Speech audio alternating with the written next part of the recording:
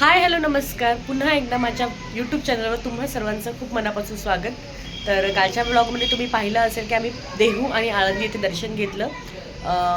आळंदीला जरा गर्दी होती, अर्धा पाऊण तासाची लाईन लावावी लागली, पण देहूला अजिबात गर्दी नव्हती. गाथा मंदिर तर खूप सुंदर होतं.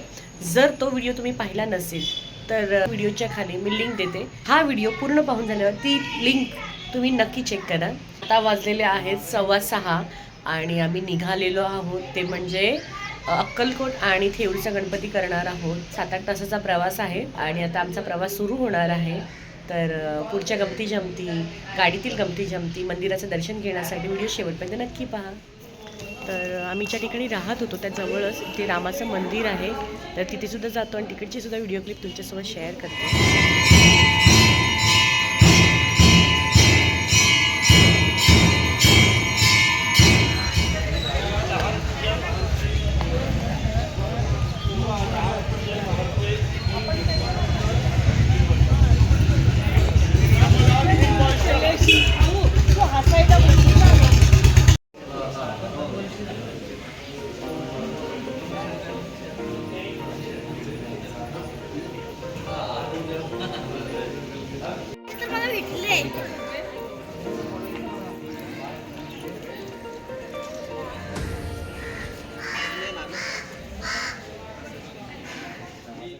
गणपती बाप्पाचं, थेऊरची चिंतामणीचं गणपती बाप्पाचं दर्शन झालेलं आहे आणि आता आम्ही निघालेलो आहोत, ते म्हणजे अक्कलकोटला जायला. 6-7 तासाचा प्रवास आहे, पण प्रवासातसुद्धा गमती जमती असल्यामुळे वेळ कसा जातो ते कळतच नाही. तर आता बघतो तिथे पोचल्यावर किती गर्दी आहे काय आहे बघतो, आणि नंतर त्याचे व्हिडिओसुद्धा तुमच्यासोबत नक्की शेअर करते. मैं तो सिद्धि विनायक गया, मैं तो सिद्धि विनायक गया, मैं तो बाप्पा का दर्शन किया रे, पर सुन मेरे प्रशांत भैया, बाप्पा का दर्शन किया, मैं तो बड़ी आफत में आया रे, सुन मेरे प्रशांत भैया. हुआ भाई क्या हुआ?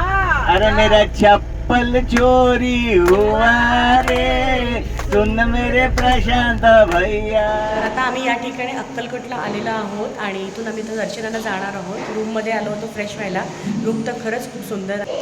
तर आता आम्ही निघणार आहोत अक्कलकोटच्या दर्शनासाठी, स्वामी महाराजांच्या दर्शनासाठी. तर पाहूया आता तिकडे किती गर्दी आहे ते.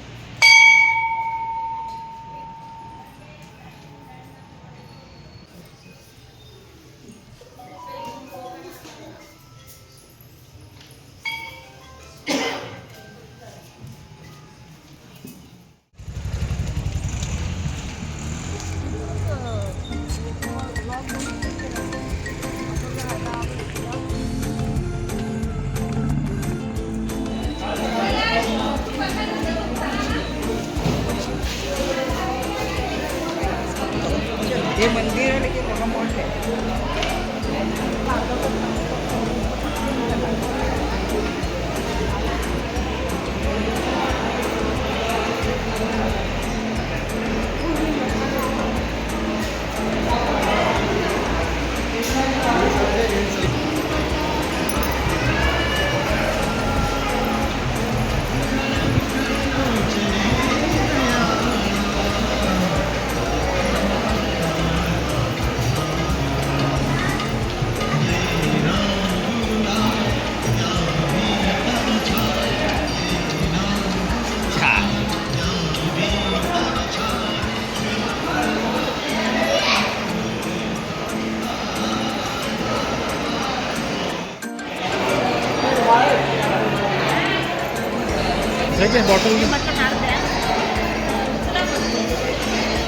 या ठिकाणी आता आमचं मंदिरामध्ये दर्शन झालेलं आहे आणि आम्ही तर निघालेलो आहोत, ते म्हणजे मठाकडे जायला. दर्शन खूप चांगलं झालं. आता मठामध्ये बघा गर्दी एवढी नव्हती, आता मठात बघूया किती गर्दी आहे.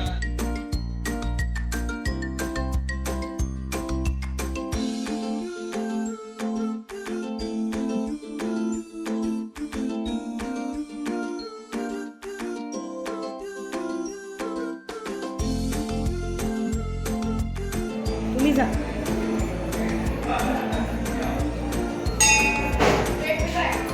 काल आम्ही स्वामी महाराजांचं दर्शन केलं होतं. समाधी मठ आणि मंदिरात आम्ही गेलो होतो. आता मी आलेले आहे ते म्हणजे राजेराय मठ येथे. सकाळी 6 वाजता आमची अभिषेक सुरू झाला होता. अभिषेक बरोबर स्वामी समर्थांची माहिती थोडक्यात ती सांगितली आम्हाला. 2-2.5 तास जवळजवळ ही अभिषेक चालला. आरतीसुद्धा आता चालू आहे. तर या ठिकाणी खरंच खूप छान वाटलं. आमचं जे रूम्स आहेत ते बरोबर या राजेराय मठच्या समोरच अपोजिटला एक मठ आहे आणि तिथे राहण्याची सोयसुद्धा आहे. खूप सुंदर अशी सोय आहे. आमचं मठामध्ये पादुकांचं जे आहे ते खूप सुंदर पद्धतीने अभिषेक करून झाला आणि भरपूर माहितीसुद्धा मिळाली. तर तुम्हीसुद्धा अक्कलकोटला आलात तर या मठामध्ये या आणि नक्कीच तुम्ही इथे अभिषेक करा आणि खूप महत्त्वपूर्ण माहिती तुम्हाला इथे वाटलं. खूप प्रसन्न वाटलं खरं म्हणजे. तर जर तुम्ही आला अक्कलकोटला तर राजेराय मठमध्ये नक्की या. 200 रुपयाची पावती पे करून तुम्ही तिकडे अभिषेक करून घेऊ शकता आणि अभिषेक खरंच खूप चांगल्या पद्धतीने केला जातो. ठिकाणी आम्ही स्वामी समर्थांच्या इथून अक्कलकोटवरून निघालो आहोत आणि आता पोहोचलेलो आहोत म्हणजे तुळजापूरमध्ये भवानीमध्ये तुळजाभवानीचं दर्शन घेण्यासाठी. गर्दी नाही आहे.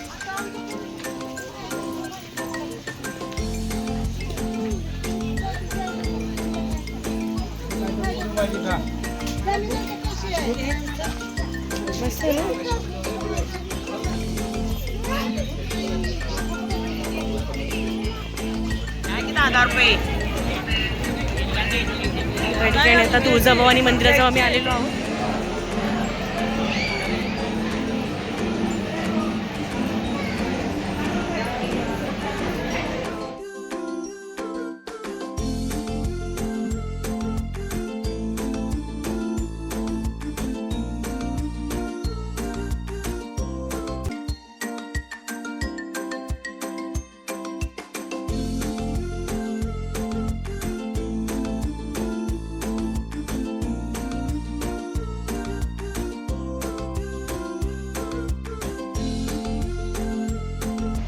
तर आता तुळजापूरला दर्शन घेऊन आम्ही आता आलेलो आहोत ते म्हणजे पंढरपूरला. जवळजवळ 2-3 तासाचा प्रवास होता आणि रूमवर येऊन फ्रेश झालेलो आहोत आणि आता रात्रीचे वाजलेले आहेत 8. आता आम्ही दर्शनाला जाणार आहोत विठ्ठलाच्या. बघू आता किती रांग आहे तिकडे. माताजी 2 मिनिट.